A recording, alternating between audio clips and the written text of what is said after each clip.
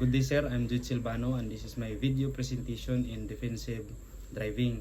And I'm going to discuss the road and traffic rules. So first is stop sign. Pag mulong kita nan ang meaning in stop signs is require ang driver mo fully stop adi sir mo proceed nan intersection. So adi sir sa ban driver mo proceed din intersection, mo tanawan siya sa left or sa right, adi sir siya mo proceed para likay sa disgrasya. So ang ika duha is no entry sign. Pag makalawang kita na no entry sign is prohibited ini sila siya sa tanan vehicle, masakyanan man or mga motor. Sa isa ka ruta bawal siya sudlan. So next is no overtaking sign. Sa ang pasabot na nini is bawal siya tanan vehicle is bawal mo overtake sa isa ka vehicle. Dapat stay na ka sa imo linya. So next is speed limit sign. Pag ini siya speed limit sign, makita siya ni siya permi sa mga city na gayon, sa mga syudad na dagko na pag makita kita example ng 60 sa kilid ng karsada, pasabot ani mo sa limit ra ng dagan sa imo sakyanan is 60 dali na kamula pa sa 60.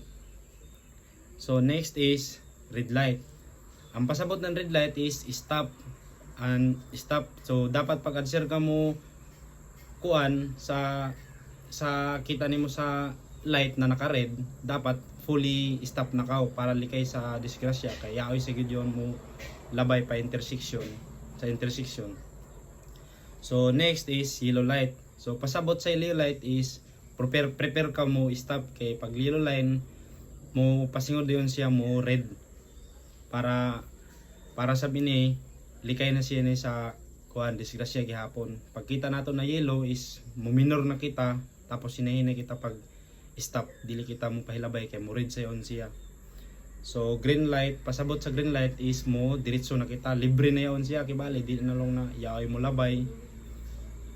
Diretso na siya sa isa ka intersection. So makita sa natin mga red light, yellow light or green light. Yaoy sa tandag pero wala pa sa pandara. Pero yon ni sa Surigao, Agusan, yan ang mga kuan, mga Davao, sa mga dagko na mga syudad na. And next is broken white line. So pasabot na nini inin sa broken white line is pwede kita mo overtake basta libre kung lang tang waray sugat. Kay kung yaay sugat na bisan naka broken light magpa-overtake ka, madas magdisgrasya ka pa ang resulta.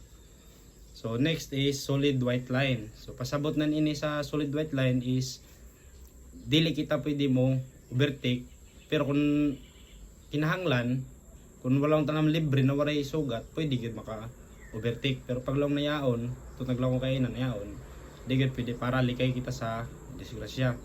So next is and last double solid yellow line. So pasabot ini sa double solid yellow line is bawal gid ini mag-overtake bisan haay na direksyon kung pasingot or pasugat nimo, bawal gyud mo overtake. Dapat ikaw naka-stay daw sa imo linya. Kay kung once maka-overtake ka, tas yaoy LTO or ano ba, yaoy gyud kuan consequence ticket. And that's all sir of my video presentation.